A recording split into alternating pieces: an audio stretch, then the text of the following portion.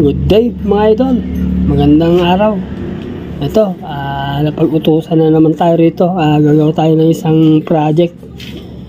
So ito, papalitan natin ng wood panel. Fluted panel po ito mga idol. Ayan o, gray wood design. Ayan po. So yan ang ikakabit natin ngayon. So magandang gamit natin ngayon ito, meter so para maganda yung tabas. So yung ganito, ayan. Ito yung kakabitan natin. Nakagawa na tayo ng dalawang sample. So try na natin to. Medyo hindi nakahulog itong mga balitadas. So gagawin natin ang paraan yan mamaya. Basic lang ito mga idol, napakadali lang. So tatabat muna tayo ng mga panel. Ito mga PVC. Maganda itong pantabas mga idol, yung mga ganito, meter so. Kasi pag grinder kasi, minsan kasi sumasablay. So ang pandikit po natin dito sa gilid sealant. Tapos sa gitna no more nail. So kanya-kanyang diskarte mga idol. So kami kasi ganito diskarte natin para madikit, para kahit may mga awang mas mabilis siyang matuyo kasi yung silicone kaysa sa no more nail. Pero meron po yan no more nail mga idol. Yan, hindi na tayo gagamit ng wood clip. May mga nabibili kasi mga clip pero hindi na natin gagamitin. Kasi ito baka temporary lang po ito, baka mamaya papalitan na naman ito. Kasi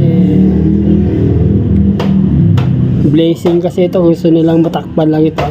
Ayaw nila yung dati. So ayan,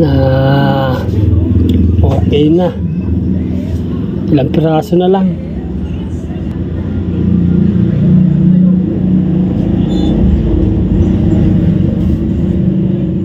So ito po yung mga silat natin, ayan. Yung nasa gitna no more nail.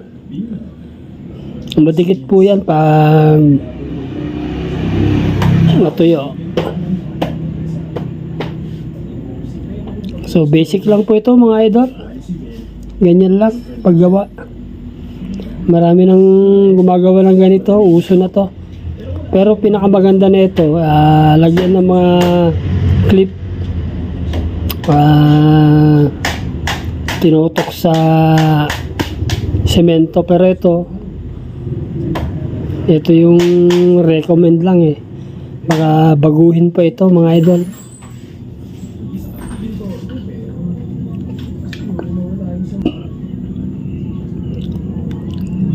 So ito na, pangalawang tirada na to. Ito naman yung pinaka sa roho. Ayan, sa roho. Medyo mahirap-hirap ito kasi yung sa roho na ito hindi pantay yung pader. So ito, nagawa natin ng paraan. Ginamitan natin yung pinagbabawal na technique, yung pinakamatalas na cutter natin dito ginamit. So ayun, okay na lahat. Ito kasi gawa natin lahat ito. So tapos na tayo mga idol. So ito naman sa CR, ito yung last na ginawa natin. Okay na. Sabi ng may-ari nito, perfect. So thank you mga idol.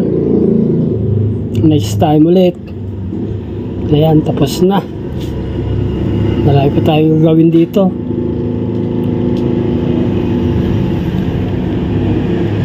Thank you.